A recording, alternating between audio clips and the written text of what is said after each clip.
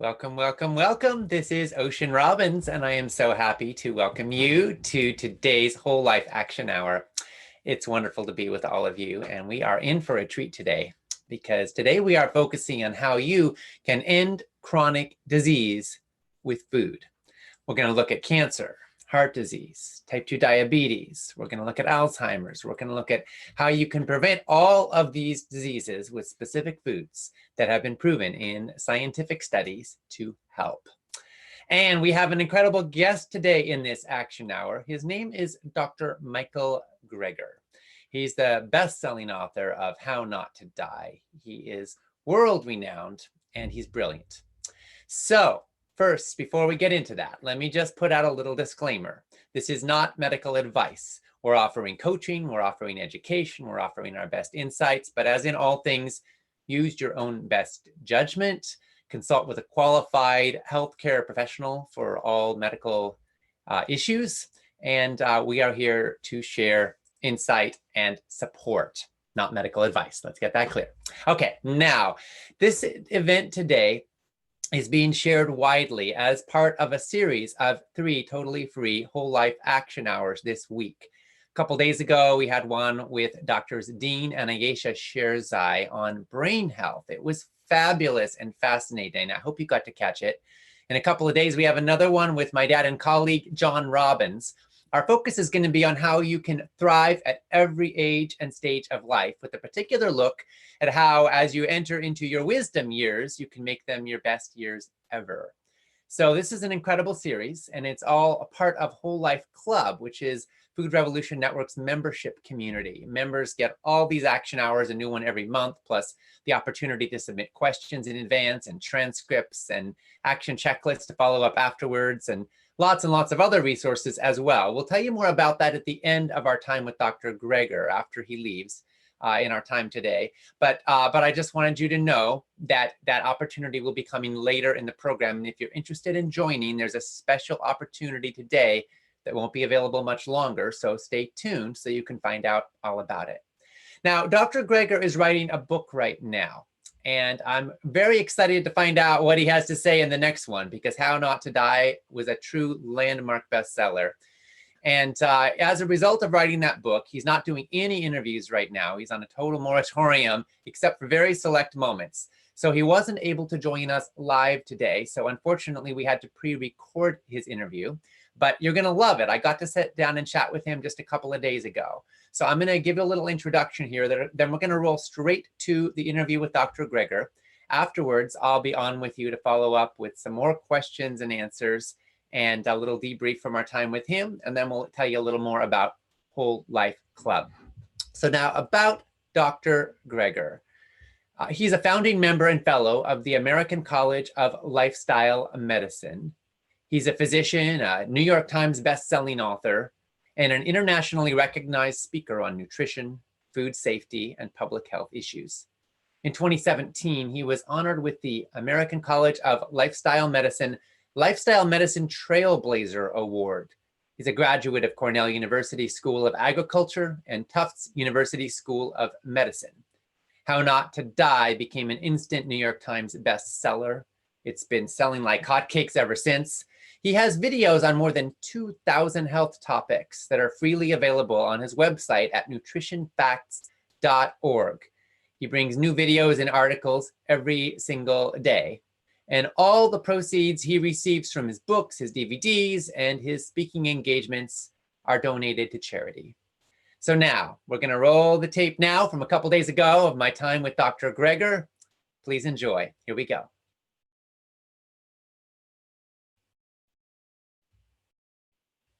Hey, hey! Hey, hey, Dr. Greger. Well, let's jump right in. I want to hear what are your 5 or so favorite superfoods that you think can do the most good for the most people. I got a whole dozen. Dr. Greger's Daily Dozen, free app, iPhone and Android. Now, if you chose which of the 12 are the best, whoa, that's a toughie. I'd choose berries, the healthiest fruit, greens, healthiest vegetables, specifically cruciferous greens, cabbage family greens. Oh God, a tablespoon of ground flaxseed a day, that's a good one. Ooh, I've had one more. Let's go. Legumes, beans, split peas, chickpeas, or lentils. 3 servings a day. So 3 half-cup servings. If you just did those 5 things, you'd be a long way towards eating healthier. Beautiful. How about beverages? What are your favorite beverages for health? Favorite beverages, top 3. 1, water. 2, hibiscus tea, which is an herbal tea, which have been shown to lower your blood pressure. And 3, green tea, also, white tea or I mean, all the teas are basically from the tea plant, with the exception of herbal teas. So, but yeah, green tea, hibiscus, or water. Those would be my top 3. Beautiful. What does the science tell us about the connection between diet and nervous system diseases like ALS or Parkinson's? I've got a whole chapter on brain diseases. In fact, in a separate chapter on Parkinson's disease and how not to die. And so in terms of preventing Parkinson's, dairy consumption is associated with increased Parkinson's disease risk. In fact, I believe every prospective study, every forward-looking study ever looked into dairy and Parkinson's shows increased risk for a variety of reasons. It may be the organochlorine pesticides like tetrahydroisoquinoline, which is this toxic substance found predominantly in cheese, actually. That's actually what scientists use to induce Parkinson's disease in primates, is they inject them with this chemical, which is found in dairy products. Could be the galactose, which is part of the lactose milk sugar. But there's a whole bunch of theories. I got videos on all of those. But in terms of what can we do to treat Parkinson's, I've got some videos on treating Parkinson's disease as well. And it's basically a plant-based diet, a protein redistributed plant-based diet to basically shove protein consumption towards the evening hours. So then when you suffer the consequences, you are hopefully sleeping because it prevents the extra kind of dopamine formation in the brain, but that's blocked by having too many amino acids flowing around your system. Thank you. That actually begs another question. What's your take on, a lot of people are taking 12, 14, 16 hours a day off from eating now and concentrating their eating in certain hours of the day. What do you think about that? So that could be good for you or bad for you depending on which hours those are. So early time restricted feeding is beneficial, meaning skipping supper, not breakfast. But the way people typically do it is actually worse than eating around the clock, and that is skipping breakfast. We want to we want to weigh our calories towards the morning breakfast like a king. That's the way we do it.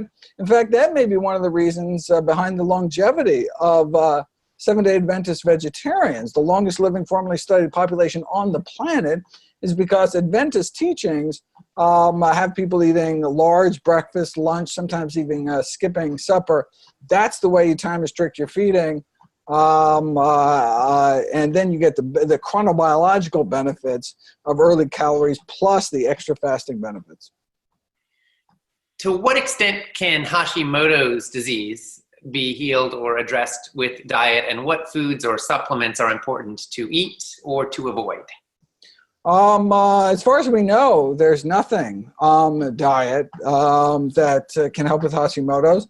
Now, look, it's an inflammatory autoimmune disease, so you'd assume anti-inflammatory foods might help. It's never been put to the test. There are case reports of people getting better. They're having, their hypothyroidism, vanishing, going plant-based. I'm not exactly sure what the mechanism for that would be, since you'd presume your thyroid would be all scarred up at that point. But there's no trials. There's no good data either way. We should, of course, always eat healthy regardless. But you type in Hashimoto's and diet into PubMed.gov, the database of the largest library in the world, medical library in the world, you'll get bubkiss. There's just nothing out there. Got it. Thank you. A lot of questions from our members, so I'll jump to some of them. Jackie said, I've been hearing a lot of questions about fats, how much to eat, what kind, etc. Jackie said, I'm 5'1", 65 years old, and considered overweight at 140 pounds. I'm on a whole foods plant-based diet and just added ground flaxseed, chia seeds, nuts, and seeds, all at very small amounts per day. How much fat might be best? Well, the important thing is not quantity, but source, right? So we want to get all our fat. In fact, we want to get all our macronutrients, period, from whole plant food. So avocados, nuts, seeds, nut and seed butters. I mean, that's really the most important thing. You can have a really healthy high-fat diet as long as it's whole plant foods. You can have a really healthy low-fat diet as long as it's whole plant foods.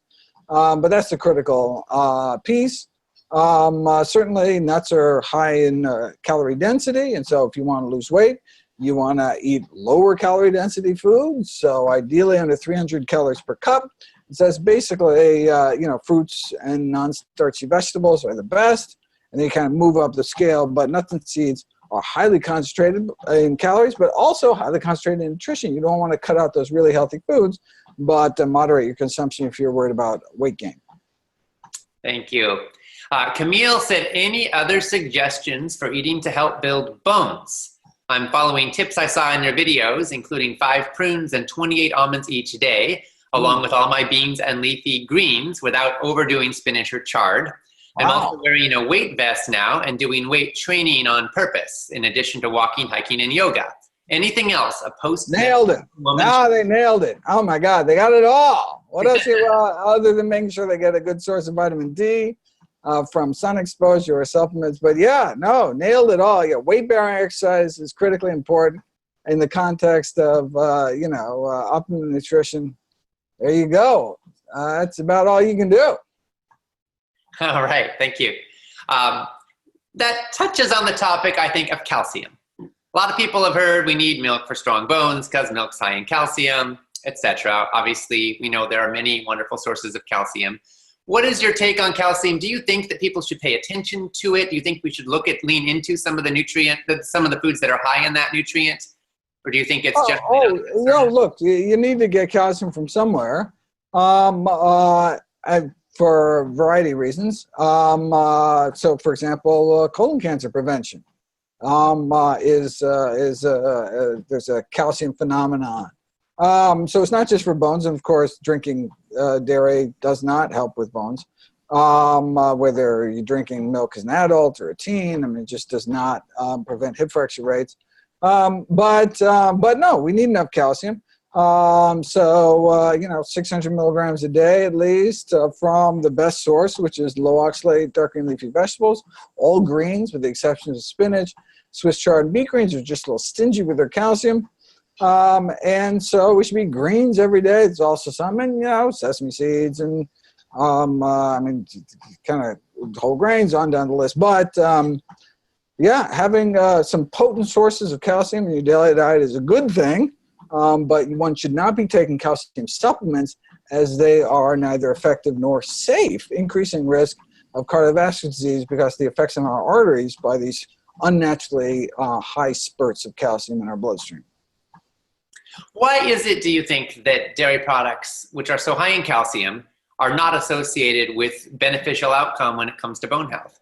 Oh, well, calcium supplements don't help your bones either. So osteoporosis is not a calcium deficiency disease, so it's a disease of sedentary behavior, of not putting enough weight on our bones. If you don't get enough calcium, then you can run into problems. But there's kind of a plateau effect where taking extra is not going to help you once you have sufficient levels. But why? But the question is, wait a second, why do populations that drink a lot of dairy actually have more hip fracture rates? That seems a little counterintuitive, right? Even if calcium doesn't help with bones, why would milk hurt your bones, right? So there's this famous Swedish study, over 100,000 people followed for years, and that women who drank the most calcium had higher rates of not only hip fractures, but higher rates of cancer, lived significantly shorter lives. Men also who drank a lot of milk lived significantly shorter lives. The thing is the galactose, which is a breakdown product of the lactose milk sugar, which may have adverse effects on the bones and other organ systems. It's a hypothesis at this point, but they did not see the adverse effects with certain fermented milk products, which have the galactose is eaten by the bacteria, and so it had low lactose, and that's why people kind of thought in the galactose direction. But either way, there are healthier sources of all nutrients than dairy products, unless you're a baby cow. Right. We heard from Joni, who asked what we hear a lot, which is a question about coconut oil. She's specifically saying she's been hearing that it can be helpful for Alzheimer's prevention, maybe heart disease prevention. Is there truth? What is your opinion about consumption of coconut oil? Well, I don't have opinions about anything, but I can tell you what the science says. And the science says that coconut oil is bad. So the AHA, the American Heart Association, recently did a presidential advisory to counter all this craziness on the internet about coconut oil, and said very explicitly that all sources of saturated fat, including dairy and coconut oil, should be avoided to reduce the risk of our #1 killer of men and women, heart disease. So so if you want to use coconut oil, use it as massage oil. Don't, or I don't know, put it on your hair. Don't put it in your mouth. And in babies, don't even use it as a massage oil, as some of the saturated fats can actually transpose through their thin skin and actually get into their bloodstream. Thank you. Alyssa said, Dr. Greger, I'm enjoying your new cookbook. I'm gluten-free and avoid oats. Is there a gluten-free substitute for oats that you can recommend when making vegan burgers and wholesome desserts? Oh, good question. Right, so staying away from gluten-free grains. What would be a good substitute for that kind of thing? So you want to stay away from wheat, barley, rye, and some people are sensitive to oats as well. You can actually buy gluten-free oats. So the gluten in oats tends to be a contamination issue. It's not that oats actually have gluten, but in the mills that, there's cross-contamination. So you can get gluten-free oats, but if you can't eat oats for some other reason, there's all the pseudo-grains out there, buckwheat. Quinoa, corn. I'm trying to think, but that wouldn't necessarily work in that same kind of, wouldn't give you kind of the same. Any of the other grains, the gluten-free grains or pseudo-grains would fit the bill. Yeah, thank you. Robin said, I'd like to know what are the whole food plant-based approaches to healing drying eyes and blurry vision? Oh. And, also asking about age-related macular degeneration and blindness and how to prevent them with food. Yeah, so dry eye, so flax seeds. Is it flax seeds? No, flax seeds for sensitive skin. Dry eyes hydration, which seems kind of duh, but yeah, you can actually treat dry eyes just by drinking more water. And if you have blurry vision, first you have to find out why your vision is blurry in the first place. You got to see your physician or ophthalmologist and treat the cause, whatever's causing it in the first place. Could be something like glaucoma, which is critical to treat. Otherwise, you could lose your vision. In terms of macular degeneration, one of the most common causes of vision loss, what we need to do is eat these macular pigments. These luteins, these xanthine found in dark green leafy vegetables. Those are our best source. And so yet another reason to eat greens every day. And that has implications for our brain health as well. Actually, the retina, the back of the eye, is just actually an extension from the brain embryologically, and explains why what's good for the eyes is good for the brain. Thank you. Gwen said, for those in the natural community who have been ordered by hospitals after cardiovascular events to take aspirin or blood thinners for the rest of their lives, can you speak at all to the safety of using nattokinase long-term or any other suggestions for people in that situation? Well, so there's actually, where does aspirin come from? Aspirin originally came from willow bark. But it's actually found throughout the plant kingdom. So if you actually take the blood of a vegetarian, they may have aspirin levels in their blood higher than those who take a baby aspirin. And so even though they take no aspirin at all, but the aspirin is in the food that they eat, the natural aspirin. So you can have actually levels in your blood that cross over with low-dose aspirin takers. So you could actually take your aspirin in the form of foods, but unless you were getting tested, you wouldn't know. And indeed, in the context of post-MI, taking aspirin does indeed a lower risk of future events. And so I'd encourage people to follow their doctor's advice, but at the same time, reverse that heart disease with a healthy enough diet. Instead of just mediating the consequences, let's open up those arteries without drugs, without surgery, something that was proven July 21st, 1990, in the landmark lifestyle heart trial by Dr. Dean Ornish. Yes, absolutely. Dr. Gregor, Roberta asks, what supplements do you take on a daily basis?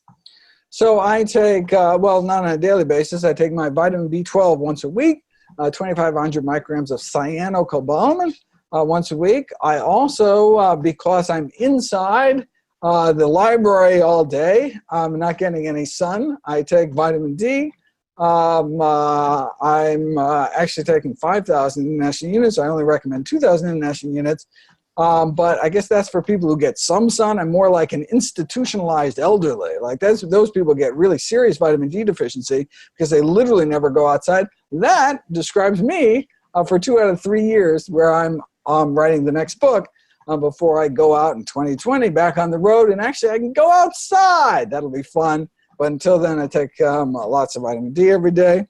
I also take DHA, algae-based DHA, 250 milligrams of gluten-free DHA every day. And while I try to fit amla and turmeric into my diet, oftentimes it just doesn't happen. I'm not making a smoothie or something, or a dish that for which those flavors would work. And so I just take capsules of straight turmeric, capsules of straight dried Indian gooseberry powder.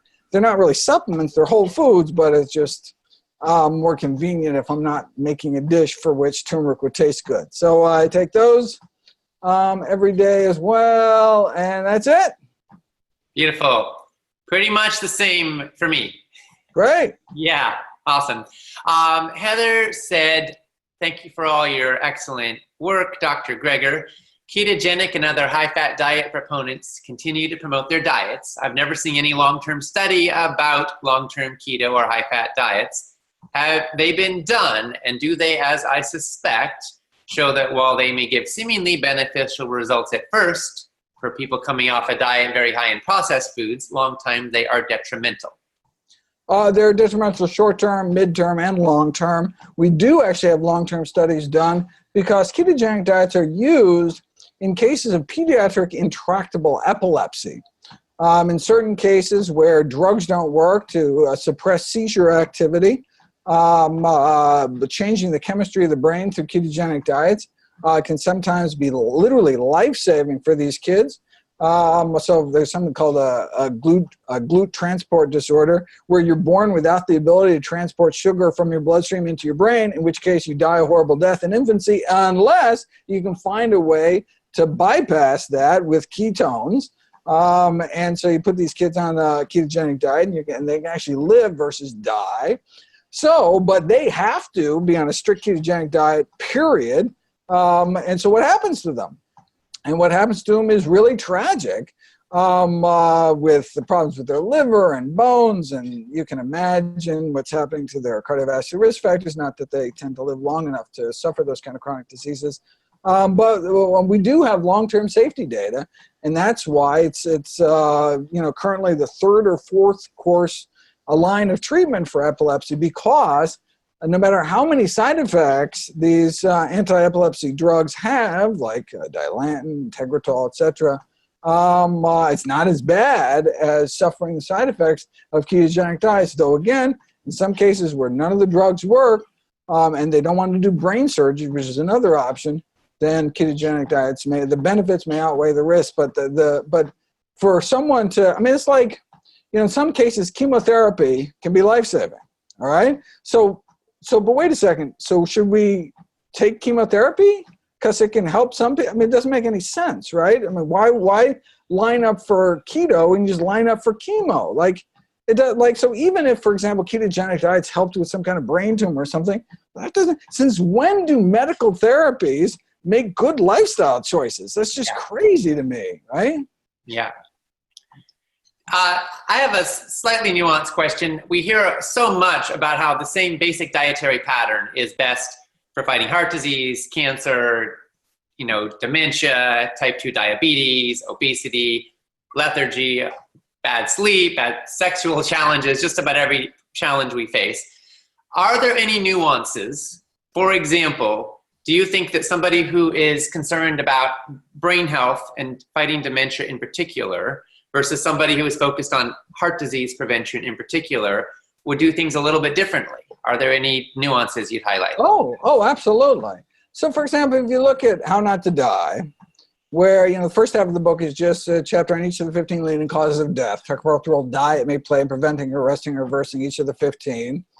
I mean, why isn't every single chapter 3 words long, eat your plants, right? Eat more plants, right?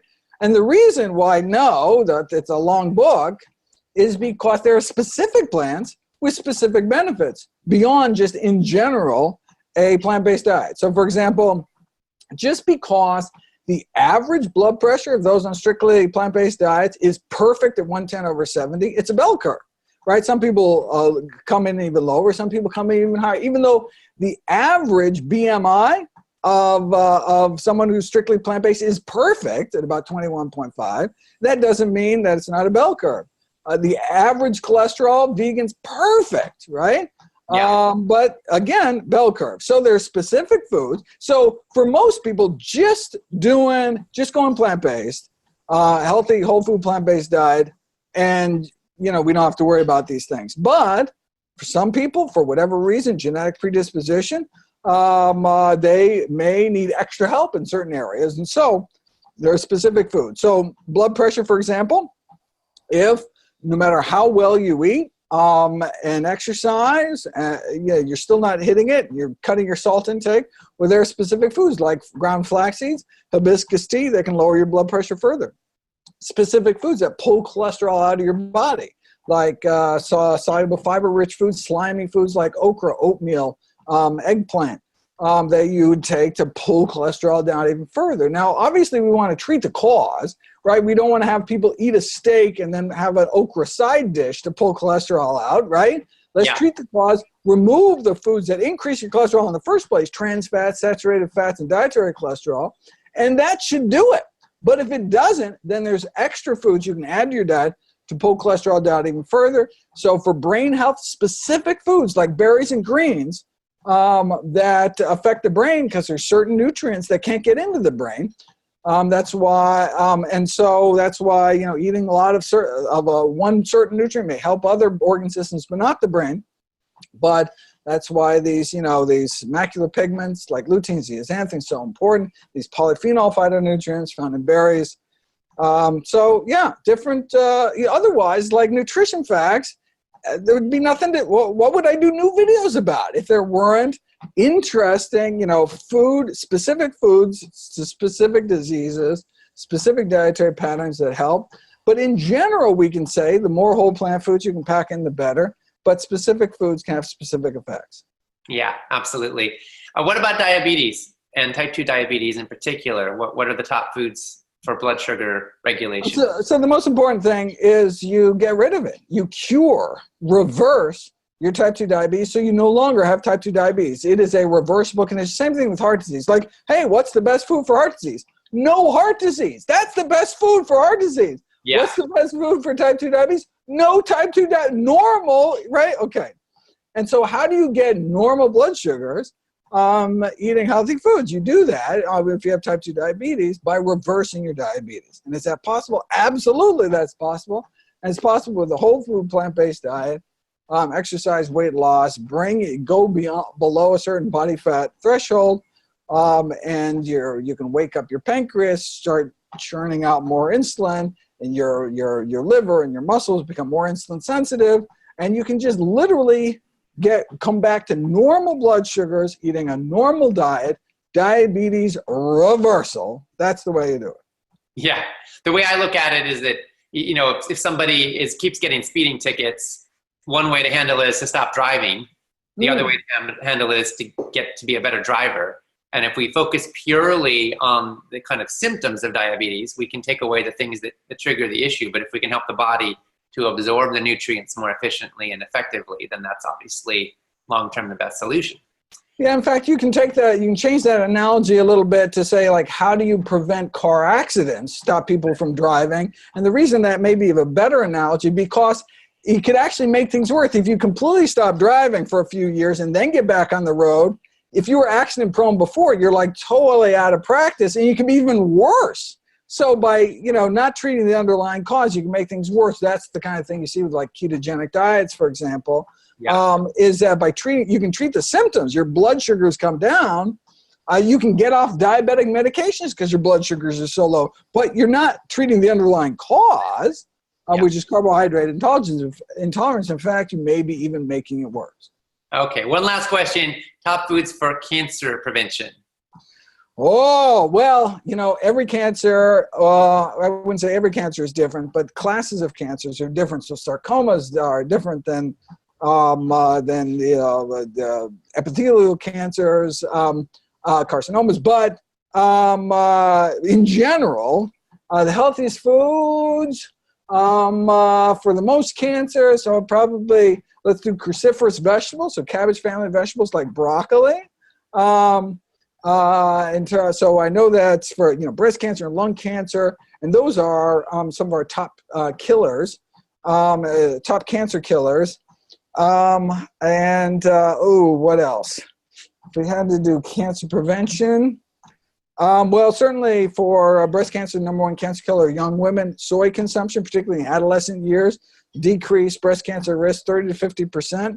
That would be very useful. Oh, what are some other, you know, esophageal cancer? So strawberries have an amazing video about actually reversing the progression of esophageal cancer just by eating strawberries. Mind-blowing video. There's so much good stuff.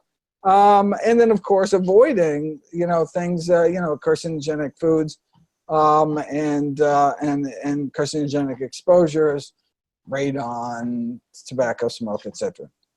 Okay, and you mentioned soy. I've got to ask a follow-up question. What are your favorite sources of soy that you think are best? Oh, whole soy foods. So tempeh. So if you look at tempeh, for example, you can see the individual whole soybeans in there. It's not a processed food like tofu. Now, look, I mean, soybeans are so incredibly healthy. You can remove a lot of the nutrition, still have a really healthy food in tofu, but whole soy foods like edamame, right? Take edamame, then the pods, immature green soybeans. You can eat them like a snack. I put some crushed red pepper on them, a little soy sauce, not soy sauce, hot sauce.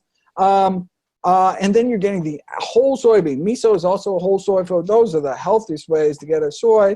I mean, certainly soy milk is better than any other of the milks out there, but it is a processed food. Look at how much fiber is in soy milk, right?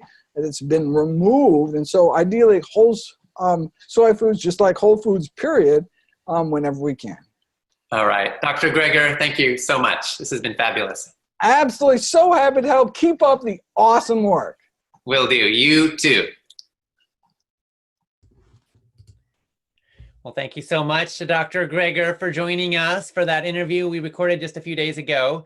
Wonderful to share it with you. I want to apologize if you were bothered by Dr. Greger's bouncing up and down.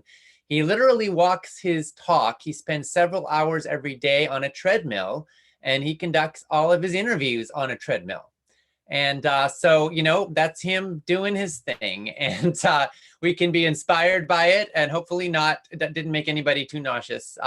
For myself, as I was watching him, I just kind of got used to it and my brain adjusted, but it definitely took a little getting used to. So apologize if that was disconcerting for you.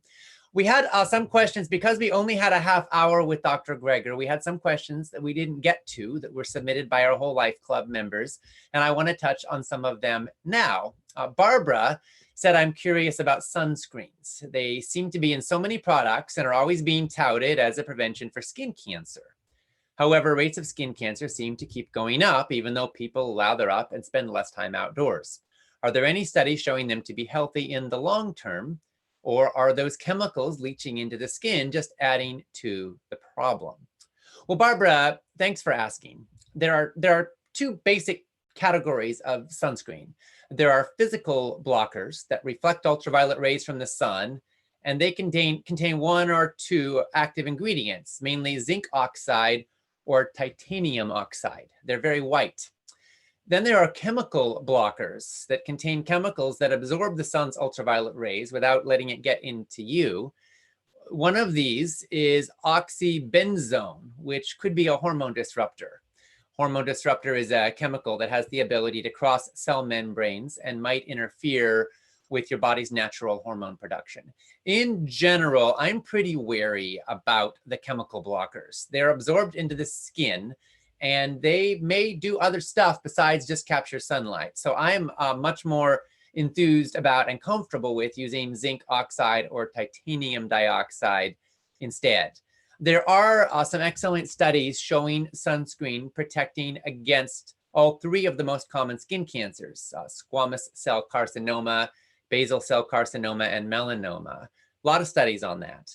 Now, of course, people who use more sunscreen tend to have more skin cancer because they are in the sun more. But in studies showing, equal number of people, some of them use sunblock, some don't. They're all in the sun for the same amount of time. People using sunblock often fare better. Now, let me be clear, though, that there's a difference between healthy sun exposure and excessive sun exposure. And a healthy amount, you don't necessarily need sunscreen, in my take, in order to get optimal benefits from the sun, so long as you aren't getting burned. Now, we all need vitamin D. It's one of the things Dr. Greger was talking about, and people who don't get a good amount of sun exposure actually can benefit from taking supplementary vitamin D in a great many cases, specifically vitamin D3. However, if you don't get in the sun a lot, that's a good idea, but if you do get in the sun a lot, you do not want to get burnt. Getting burned is directly correlated with higher rates of skin cancer. So the best use of sunscreen, I think, is when you're in the sun for long enough that you would get burned otherwise. And in that case, in my view, a physical blocker using titanium dioxide or zinc oxide is probably your best bet. Marie Angeline said, any studies on Marmite yeast extract? I read it can help the brain, and read it can mess up your microbiome.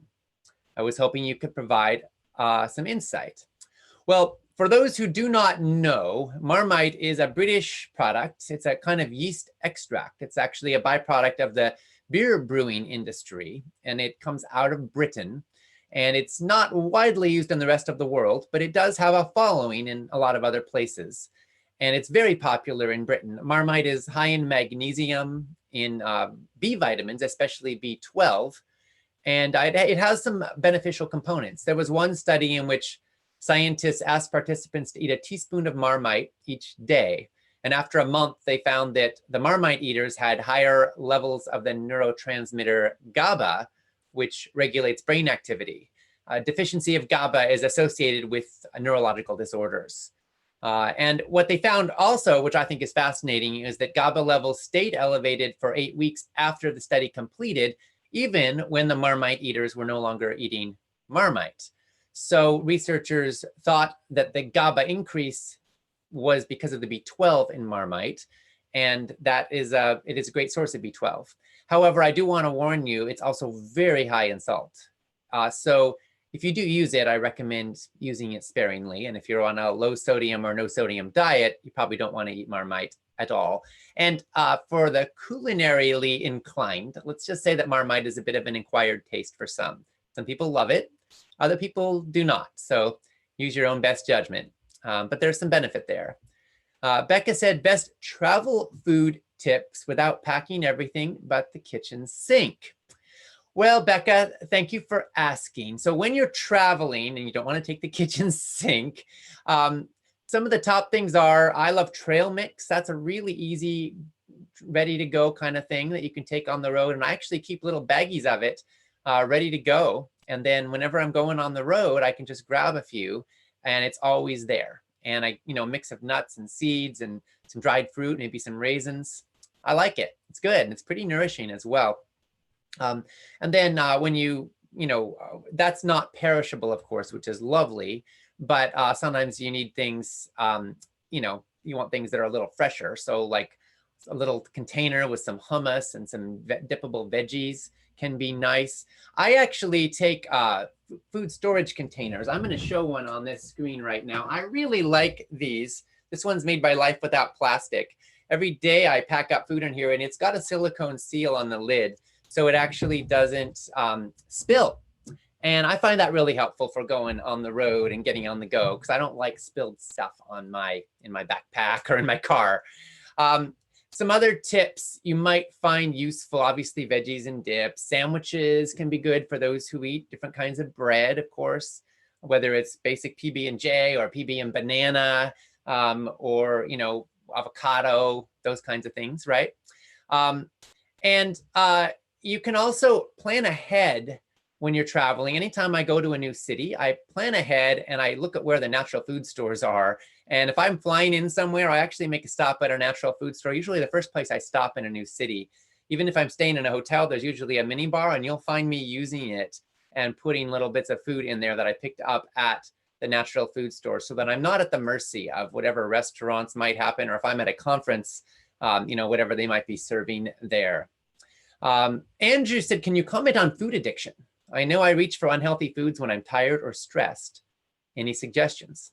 Andrew, thank you for raising this. It's actually very important because you know what? You're not the only one who suffers from this. Most of us have our worst choices at our most exhausted, stressed out moments. And at the end of the day, it's your habits, much more than your willpower or your aspirations, that will tend to shape your destiny. So and your habits are what you fall back on when you're tired, when you're stressed, when you're worn out. In a toxic food culture, it is all too easy to fall back into unhealthy habits in stressed out moments. So one of the critical things to do is to have a backbone of support. So we like to always make sure that we have good, healthy food in the fridge and healthy food available. We keep stuff in the freezer even that we can pop out at a moment's notice and heat up, so that we're never more than 5 minutes away from having something to eat. We cook in big quantities and we have leftovers. I never pretty much make just one meal at a time. I'm always making several, and then I've got lunch the next day and dinner the day after that, and frankly, breakfast sometimes as well as leftovers. And that just kind of works for me. But so having good, healthy food around is helpful. Not having the bad stuff around is also helpful. So if you ever find yourself on the wrong end of an empty bag of cookies or chips or other foods that don't love you back, and you're feeling attached to them or addicted to them or obsessing about them, get them out of your house if you possibly can. If you can clear them out of your cupboards, clear them out of your fridge, don't buy them. That will help to remove some of the temptation for you. And then I also want to say that for a lot of people, food addiction is a really serious thing. And we don't take it nearly seriously enough, but it's going on. And I'm deeply moved by the work of my dear friend, Dr. Susan Pierce Thompson. We had her as a guest in one of our action hours a few months ago. She also spoke in the Food Revolution Summit. And she has kind of cracked the code on how to understand the neuroscience of food addiction and how to change it. So if you're interested, if you think you might be susceptible to food addiction, please check out foodrevolution.org/food quiz. Again, that's foodrevolution.org/food quiz. I'm actually looking that up right now because I want to make sure I'm giving you, yes, that is the correct link. So that'll give you a quick quiz that will tell you whether or not or how highly susceptible you are to food addiction. And then from there, Susan has wonderful resources to support you on the path of breaking free. And the really short spoiler alert is sugar and flour and getting off of them for at least 30 days completely, bright lines, and then seeing how that helps change things. There's a lot more to it than that, but those are the most high level things that in her research she has found keep people hooked. You know, an alcoholic can't have just one drink, right? Because they get hooked, they get sucked back in. Similarly, if highly susceptible to food addiction, you need to draw some bright lines, and then you'll find that you get more food freedom. You get more authorship over your food life. We heard from Thomas, who said, perfect timing, having both Dr. Greger and Ocean together. I have a question on supplements. My quest for plant-based eating revolves around eliminating pills and supplements. My main question is vitamin B12. Is there any way to determine a shortfall in B12 without a blood test? Since you both recommend B12, could you resolve which is the better supplement? Dr. Greger recommending cyanocobalamin variant in How Not to Die. Ocean recommending the methylcobalamin variant, which is used in his recommended supplement. Well, Thomas, thank you for asking. And first of all, I want to say I applaud your effort to get your nourishment from food. That's always the best source. And there are a few nutrients that are difficult to get enough of from food, at least in the modern world, the way that we're living today. And one of them is B12. Now, let me be clear here that there is no B12 to speak of in any actual plant foods, with the exception of yeast extract and certain supplements. There's a little bit in, a few different fermented foods, but not a lot. Some people can produce it on their own. Traditionally, we would get it from soil, from a bit of dirt that might be in our fingernails or in the carrots that we pulled out of the ground. But we live in a pretty sterile world nowadays, and most of us aren't getting those little bits anymore. And not all of us produce it in our guts naturally or produce it enough. And even people who eat animal products, which do have B12 because animals make it themselves, can also wind up deficient. In fact, about a quarter of the US population is deficient, even when people are eating animal products. So B12 is recommended as a supplement for a lot of people. It doesn't mean everybody needs it, but enough people do, and it's relatively harmless. There's no known harm from taking it as a supplement that I pretty much suggest most folks should be taking it.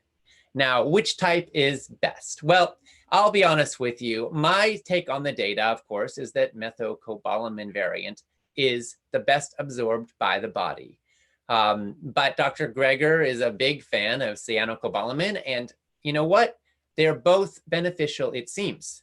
So which one is best? Well, I don't think we have conclusive evidence. Obviously, we have our different takes on it.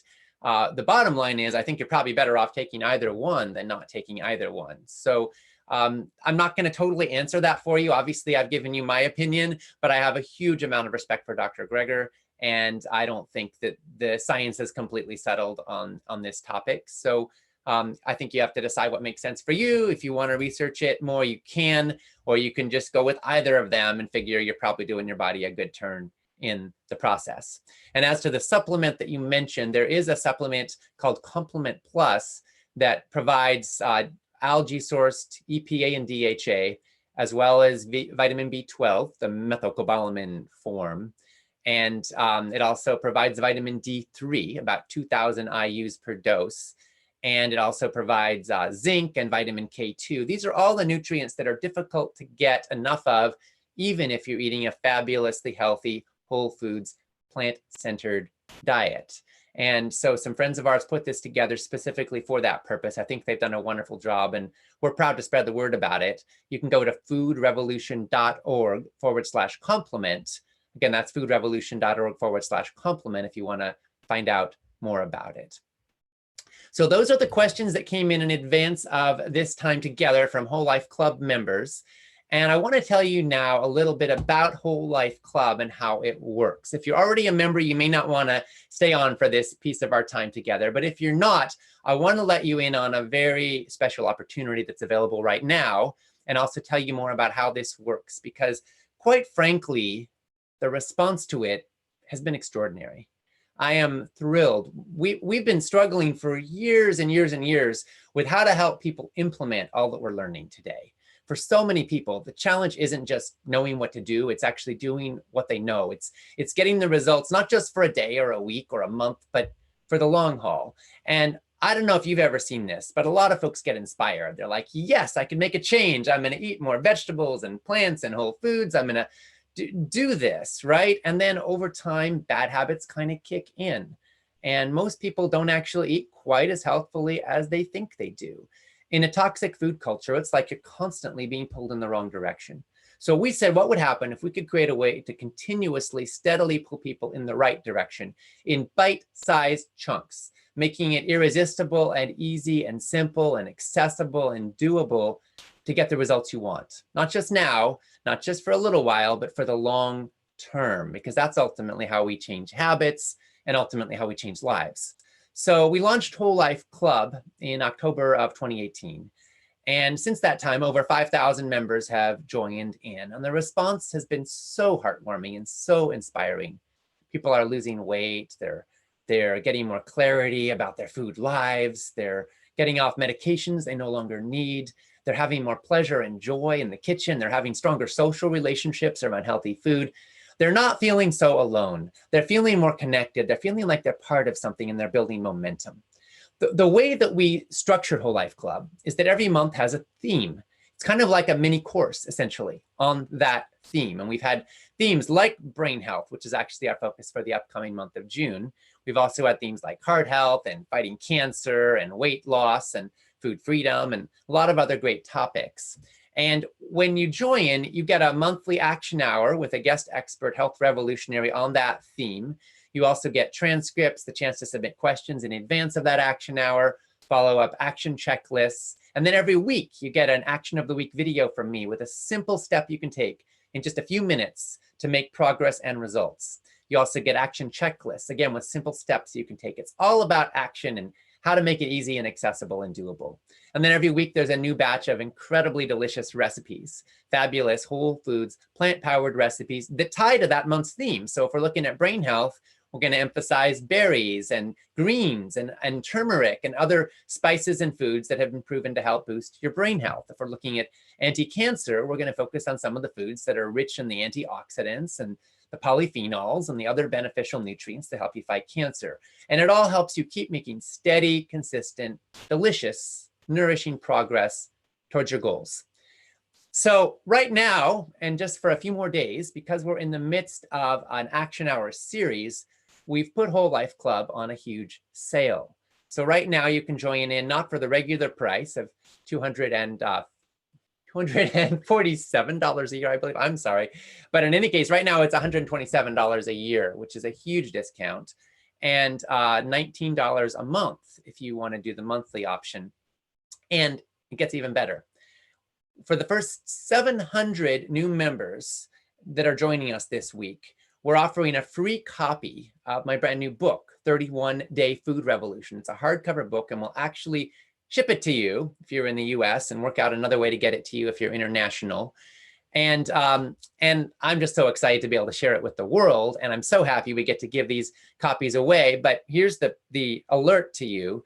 We're already over 630 people that have taken advantage of this offer. So there are only about 70 books left as of this moment when I'm delivering this.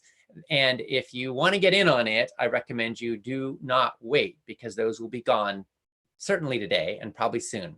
So go ahead and take advantage of this offer ASAP if you want to be one of the last 70 people to get a free copy of 31 Day Food Revolution with your purchase. So I just want to say again how much it means to me to be able to be with all of you in this movement and in this work, and how heartwarming it is that we get to see the results happening in real people's lives. Recently, we reached out to our Whole Life Club members and asked them how it was going, how it's gone so far, and the responses were incredible. And one of them came from Jean in New Jersey. She shared a story that really moved me, so I asked if we could chat about it on video, and she said yes. And I'm going to go ahead and share that video with you now. I think it'll give you a whole new insight into what this community means. And also, quite frankly, I think you're just going to be inspired by her story, because this could be you. It could be anyone you love. Here we go.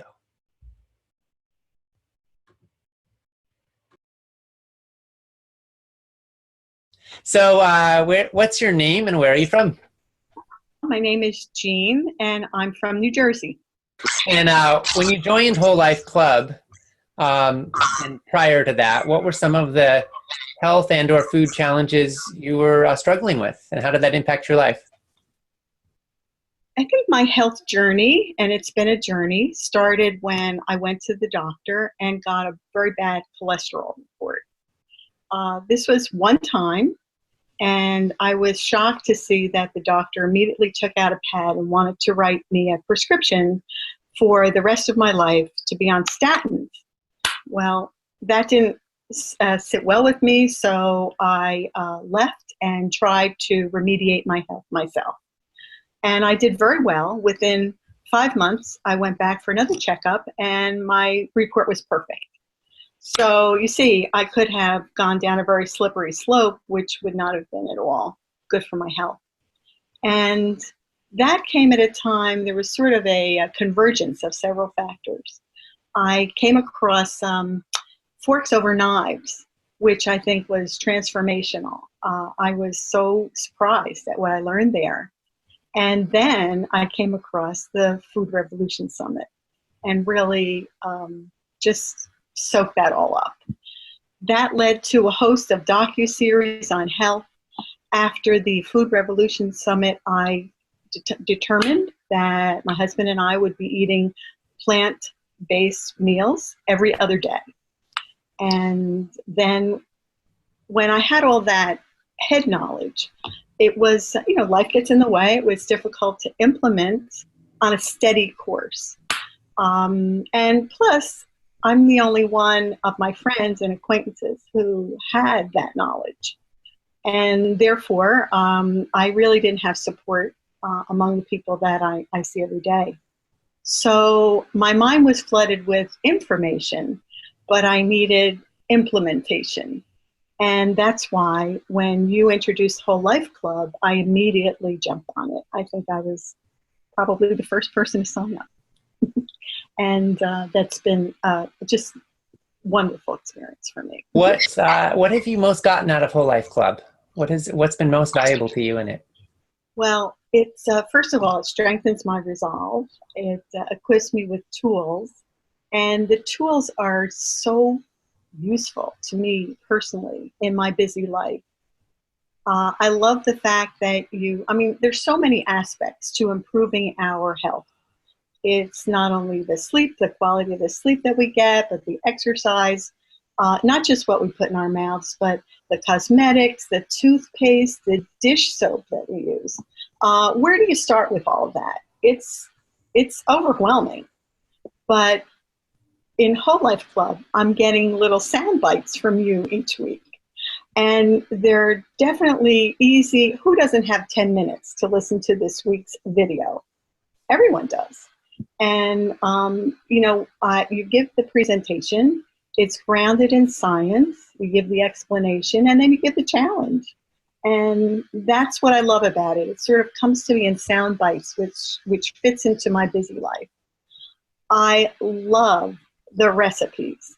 Now, I've often asked myself, why didn't I just go out and get a recipe book on plant-based eating? I don't know why. But when I look forward to those 5 or 6 recipes every week, I have trained myself to download a couple of them and make sure that I implement 1 or 2 that week. It makes it easy for me because it's coming at me in manageable amounts. And let's see what else. I love first of all, about the recipes. I love that there are hints there about making them gluten-free, about making them dairy-free. So that helps me when I'm entertaining friends who have certain dietary needs. And I love that I found out about new foods. I had never heard of farro before. I never knew what that was. I never knew there were so many beans. Brownies made out of beans. This is all learning, and I'm enjoying expanding my eating repertoire. And I have my favorite recipes let's see, I have them right here. Loaded sweet potato bowl, love it. Farro, butternut, squash salad. Can't wait. We're all salivating for it. Very good. I love the fact that you have the interviews and that I can watch them at my leisure. I don't always have time for an hour to listen attentively, but when I do want to watch, they're available. Or if I want to rewatch, I love that. And I also love that the social platform that you've chosen is something other than Facebook. I'm a little bit uncomfortable with Facebook, and I wouldn't, shall we say, post as willingly if it were Facebook. So it's an affordable way for me to maintain a consistency in my journey to better health. And I just love the fact that it's, like I said, sound bites. It fits into my schedule. That's so great to hear. When you look at where you are in your health journey now, if you were to summarize some of the things that have improved or shifted and what that means to you, what would you say? Oh, it means a lot to me. It sort of it almost has become my number one focus in my free time. So knowing what I did about how if I hadn't uh, declined a life of statin drugs, I don't have a lot of, I want to take control of my own health. I don't want someone else making decisions for me, doctor or no doctor, because I found that most doctors want to write a prescription. I don't even take a pill, an aspirin. I don't think I've had an aspirin in a year. I don't want drugs. I don't want prescriptions. I want to heal myself naturally. And now I feel so empowered to do that. From what I've learned from Food Revolution Summit that you and your dad have run, and reading your book, and this a whole life club, the information that you've given. You know, 1 week it's protein, another week it's calcium. It's okay. I can handle it 1 week at a time, and I love knowing it for myself so that I can be my own advocate. Wonderful. Thank you. If you were to say one thing to somebody who's thinking about joining Whole Life Club, what would you tell them? Do it. You'll never regret it. Maximize your health. That's the most important thing we have. So you're a small investment in your life. Certainly the most valuable thing you can do for yourself. Skip a day at the spa or whatever else you would spend your money on. This is ongoing, sustainable, long-lasting, and I think so good for me personally. Thank you. Thanks so much to Jean for those heartening, inspiring words and for being a part of this revolution with us. You know, the saying used to go that knowledge is power, but I don't think that's true anymore. I think that in the information age, we're in information overload, a lot of us. We are surrounded and even inundated with opinions and ideas and knowledge. Not all of it consistent with itself, because there are many different points of view on just about every topic. And a confused mind ends up falling prey all too often to the status quo. So I think that in this day and age, clarity and action are actually what give us power. And our goal in Whole Life Club is to help give you clarity so you can take effective action. It's all about results. It's all about implementation. It's all about what you can do. And we've designed every single aspect of the program in a way that makes it easy to implement, that helps you to minimize the amount of time and effort you have to expend in order to get results. So we keep our emails on the short side. We keep our action checklist simple and to the point. We focus on how you can steadily and cleanly and clearly and effectively move forward. We make sure the recipes are easy to prepare. There's no recipes that take 3 hours in the kitchen. Generally, they take 15 to 30 minutes, some of them less. And our goal, again and again, is to make it easy for you to keep making progress, because that's what it's all about, right? How do you actually make it happen? We've all got so much going on in this busy world of ours. And in a toxic food culture, getting that wind at your back, getting that extra boost of support can make all the difference. So if this appeals to you, if you want to learn more, if you want to step forward, if you want to implement all that we're discussing here, then I want to invite you to check out Whole Life Club. Click the link on this page and take advantage of this special almost 50% discount opportunity while you can, and grab your free copy of 31-Day Food Revolution while there are still a few of them left for the first few people who step forward today. Whether or not you are going to join in time for that, I hope you will check it out and participate with us while the sale is still active, because this is an incredible opportunity.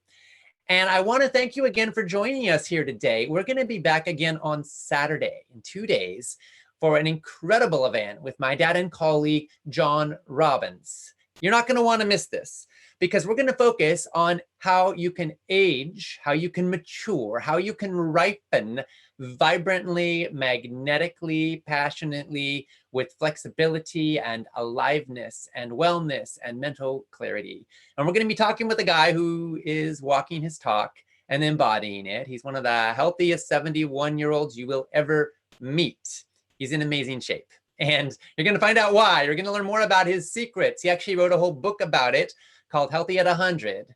And in our conversation on Saturday, you're going to hear the top insights that he has gleaned from his decades of research and from his own experimentation in his own life on what really works for lasting vitality and wellness. So make sure to come on back and join us for our time with my dad and colleague, John Robbins, on Saturday.